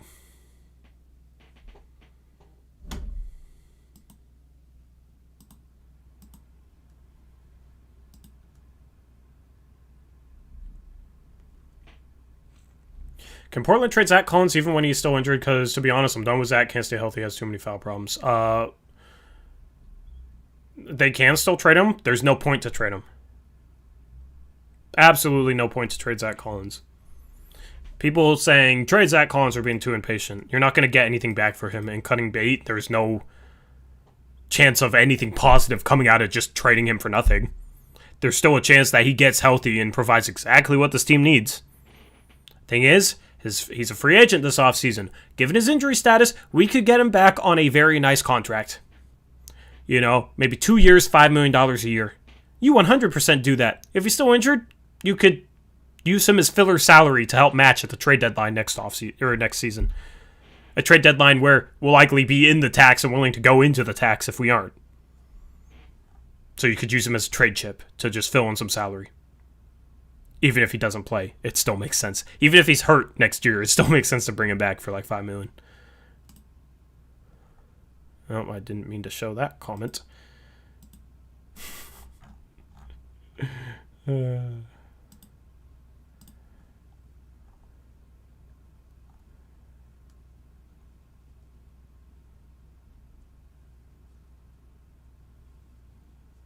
Nurkic and Kanter, both for Capella. We play Giles second center.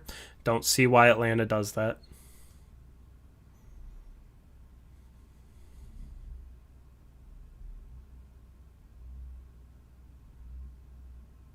Yeah, I also don't see why we'd do that. I don't know.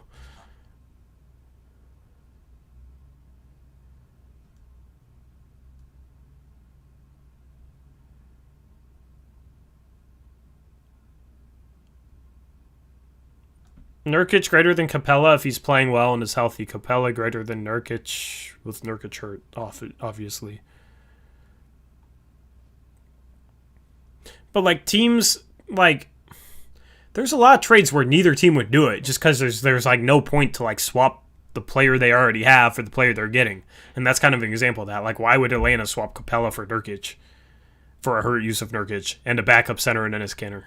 Like What's the reason for them to do that? For us, it's like, why would we trade Yusuf Nurkic once he's almost healthy for Clint Capella and trade Kanter as well? Like, just there's not enough reason for either side to do it.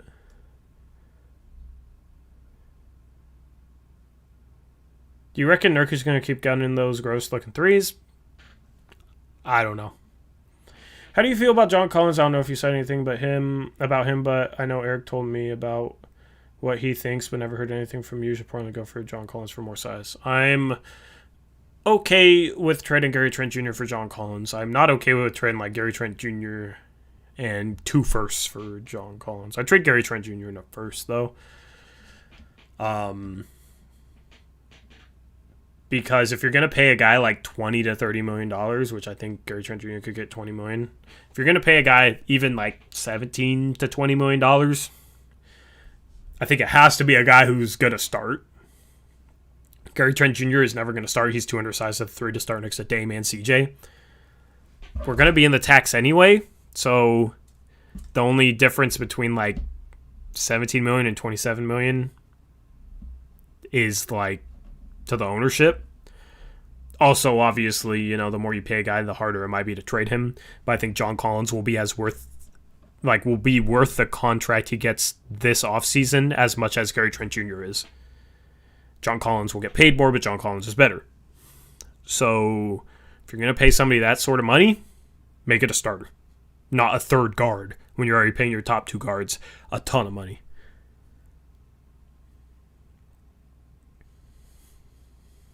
John Collins doesn't qualify for the Supermax.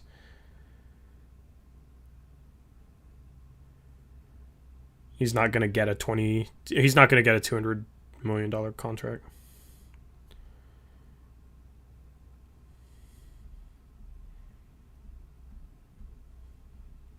Joel says, Atlanta reportedly offered Collins for Beasley and a first, and the T-Wolves declined. Makes sense, though. Beasley been hooping, and their first are really valuable. Do you think they'd sell for Gary Trent Jr. in a first? I don't know.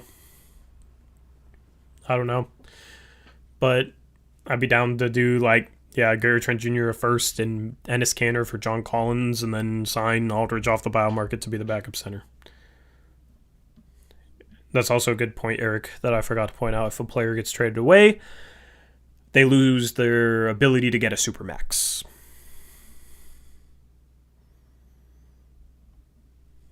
They can still get a max contract, just not a Supermax contract. We don't have a first, though? Yeah, you'd have to sort out the protections on the Houston pick, since we protected that for years. How much is John Collins' contract right now? That is something you could Google, Trevin. Just search John Collins contract on Google.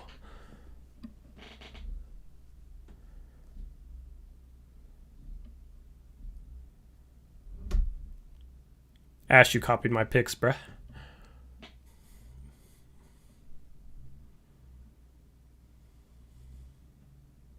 I'm just kidding. Congrats. Yeah, it's like 5 to 7 million.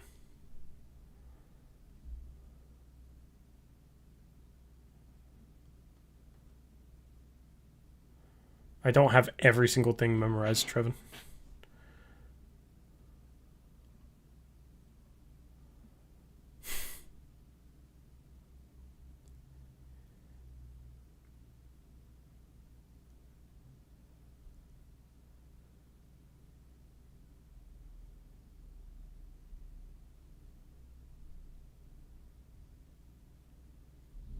Jimmy, he's not going to be eligible for a Supermax, though. And I don't think that's why he turned down the extension. I don't know. Because you have to do certain things to qualify for a Supermax, and he hasn't done them.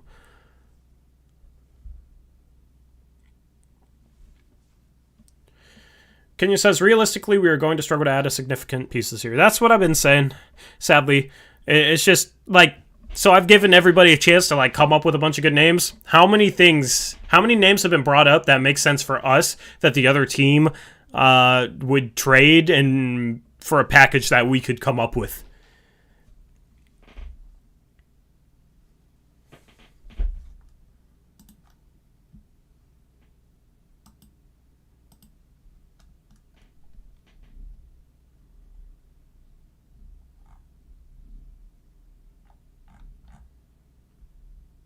Bring Harkless back.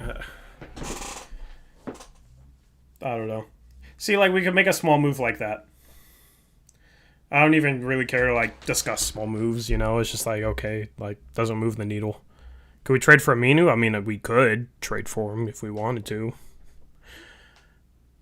But given how much he's struggled in Orlando and how he's struggled to stay healthy, it doesn't even really make sense to trade Hood for him, considering Aminu has 2 years left on his contract.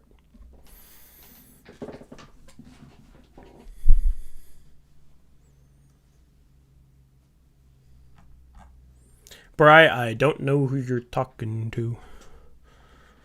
I assume chat. Okay. Jabari Parker would be nice? How? How would Jabari Parker be nice? We need to get better on defense, not worse. He's averaging under 3 points per game. He's only played 3 games this year. And he's hurt a lot. I don't understand that, but... Toasty, I talked about Mikal Bridges like 10 minutes ago. You were in here when I talked about Mikal Bridges. Do I think Derrick Jones Jr. is doing good? Yes. Gordon, I know. People were just throwing out names for the sake of it.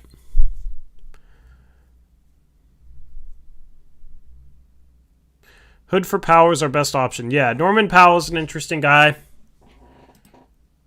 Norman Powell and John Collins are 2 names that could make sense for us and that the other team might trade for a package we could offer. Larry Nance Jr. would make sense if Cleveland didn't want so much for him.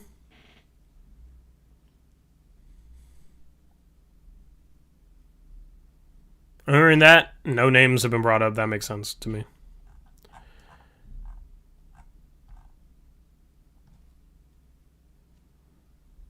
Miles Turner for what? Because I've had Miles Turner brought up like 3 different times, and every time I've said Miles Turner for what? Like for what trade package, and nobody's answered, so...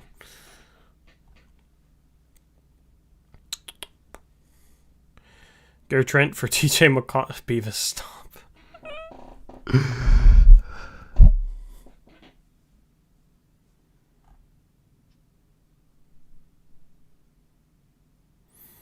Yeah, I'm done taking questions on trade targets.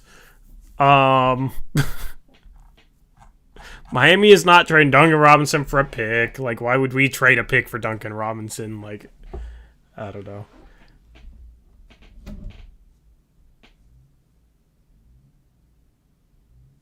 Yeah, there's not much out there, guys. That's honestly what it is. That's why there hasn't been any Trade Talk Tuesdays. Centers don't really make sense to trade for with Nurkic coming back.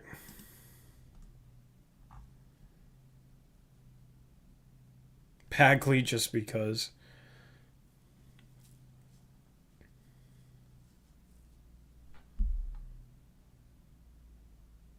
We need a new coach. That's what we need, guys. We need a new coach. Yeah, there's barely any trade options. We will live stream the trade deadline. We'll see what happens. We'll cover stuff around the NBA. We'll see if the Blazers make a surprise. That'll be on Thursday on this main channel, going live in the morning at some point. I'll obviously tweet out that info on the Blazers Uprise Twitter page. If you don't follow that Twitter page, it's at Blazers Uprise YT. My Twitter is at Torrey Jones YT. If you haven't already followed, Eric's is at HoopsJock. Links are in the description below. Tomorrow I will be live on Blazers Uprise Live. That is also a stream that Eric can't make. We'll see if it's a solo stream. Might bring somebody in. I'm just slightly lazy. NBA highlights. That's a 5-minute ban.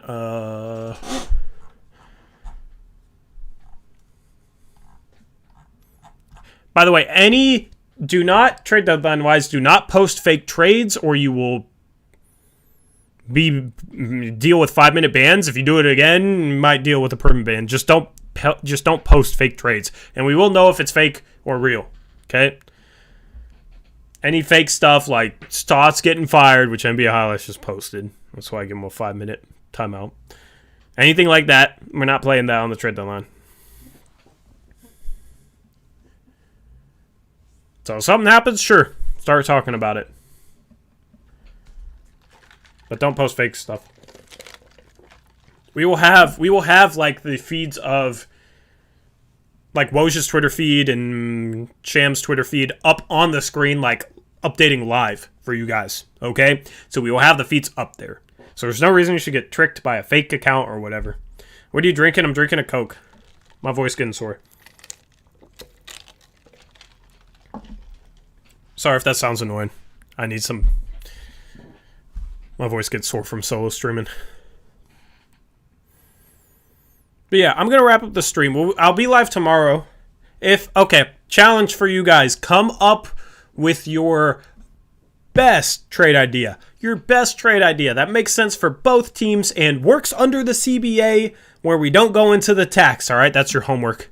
Somebody earlier said I'm giving off mad teacher vibes, so I guess I'll give off some teacher vibes.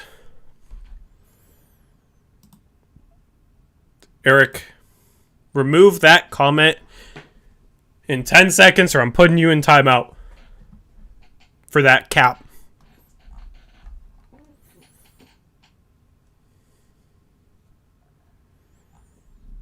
Unacceptable comment. Trying to make us look like Pinwheel Empire, man. We're above that, Eric.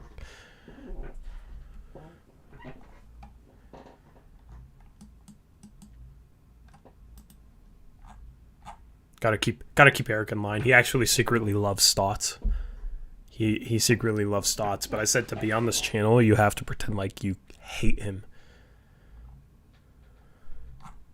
So, yeah. Eric does a pretty good job of acting, though. He's a really good actor.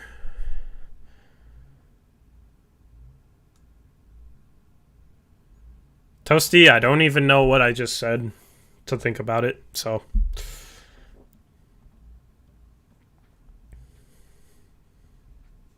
Shervins, I agree. What happens if you don't do the homework, Michael? I don't know. I'm a very laid-back teacher, so nothing.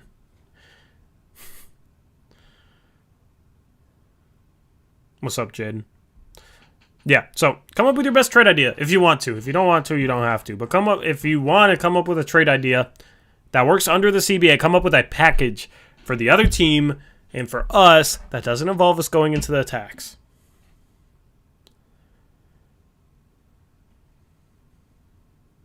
If somebody comes back having us trading out $5 million for $25 million, you get a grade of an F. You can easily look up contracts or use the ESPN trade machine. That's kind of broken, but you can see contracts on that. Just do the math. We're right up against the tax. So if we're doing a trade, we can't be taking in more salary than we're trading out, basically.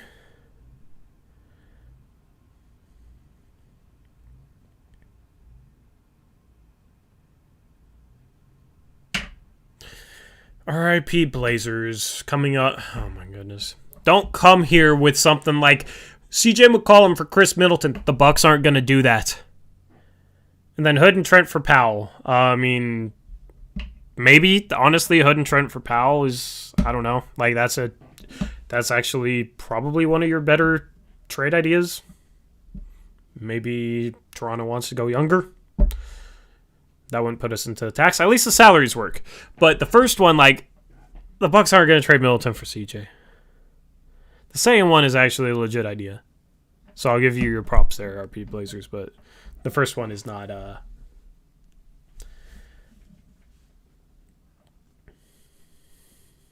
Joel, the Bulls are, like, battling for playoff position. Why would they do Thad Young for Hood and Kanter? Like, that doesn't help them, like, get younger. It doesn't help them get, like, a future asset, like, say, a draft pick. It also doesn't make them better in the present. So what's the motive there, you know? Like, I like that it works salary-wise, okay? Thad Young would be interesting on this team as a playmaker that can play some defense. So you're fine on those fronts. It's just doesn't really make a ton of sense for the Bulls. So that's the thing. I'm challenging you guys to think of this as a GM, so to say, and as a GM, you gotta think of the other team's perspective.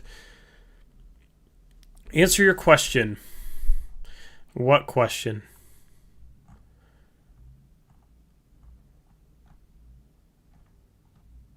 I'm scrolling back. I've scrolled back 7 minutes, Westbrook. I don't see a question. I've scrolled back 10 minutes. I don't see a question. It didn't send.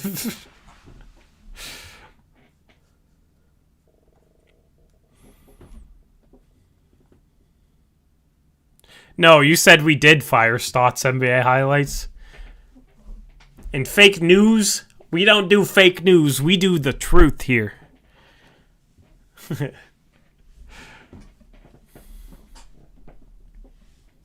I don't know. It just gets annoying every stream. You'll have like 2-3 people.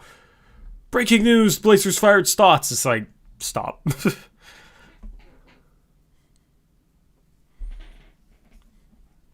And especially if y'all do that on the trade deadline stream. We're not playing that on a trade deadline stream. RIP Blazers typing in all caps once again. Still waiting. Oh, what do you think of CJ Nurk for Siakam and sign Aldridge on the buyout market? Didn't I answer that already, Westbrook? I mean, Zach. I need to start calling you Zach. I already talked about CJ Nurkic for Norman Powell and Siakam.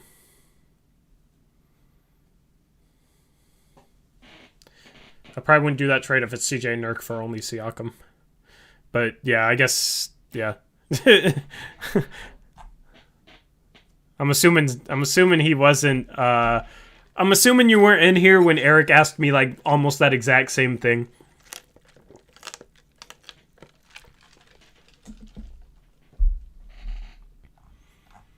It was probably in the Valley stream, to be honest. Tragic. Losing our mods, man.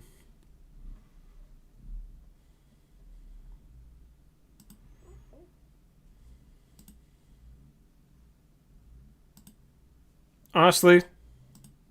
Oh, you beat me to it. I was going to put him in timeout just to put Isaac in timeout just because I enjoy putting Isaac in timeout, but Eric beat me to it.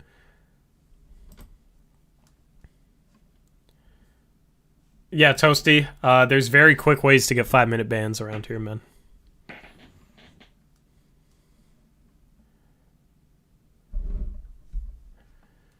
Anyway, yeah, I'll be live tomorrow. We'll see.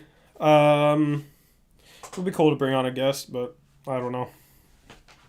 I just, spent a lot of time with family today. Didn't really plan anything for the stream, and then saw the Blazers getting blown out, and oh yay, we get to talk about how the Blazers were terrible tonight. They lose this game by 40. See if they can turn things around against the Nets on Tuesday. But as I said, on past streams, our schedule is going to get harder, and we cannot play like how we did tonight. We would have lost to any team in the league with the way we played tonight. It was god awful, real bad. So hopefully Blazers can figure things out and bounce back from this performance that they had tonight. We shall see. Yeah, that Brooklyn game is going to be fun. So, follow us on Twitter, at ToryJonesYT for me, at Hoopshock for Eric, at Blazers Uprise YT for the channel. You can get updated information about our trade deadline stream, which will go live on Thursday on our Twitter account there. I will also post on the community tab any details, like when we plan on going live. All that good stuff. Should be a jam-packed day on Thursday, because we also got a game that day. Yeah, we'll be live tomorrow with Blazers Uprise Live. We'll have the post-game show on Tuesday. Eric should be back for that one. Eric will be here for the trade deadline stream on Thursday. So, one more solo stream tomorrow, it's looking like. Unless I bring in a guest. I don't know. We'll see. A little bit late notice anyway, so probably just going to be me. Sucks that the Blazers came out with this dud tonight. Would have been nice to go 10 games above 500. But, just got to move on and try and learn, which this team doesn't seem to do. But, hopefully they can get wins in spite of that in the future, and hopefully they don't have another 40-point loss this season, because, my goodness, this was bad. So, anyway, thank you guys for watching and making me a part of your night. Hopefully you have a good rest of your Sunday night, and I will see you on Monday if you want to tune into our second channel. Link in the description below. Until then, have a good night. As always, peace out. Go Blazers.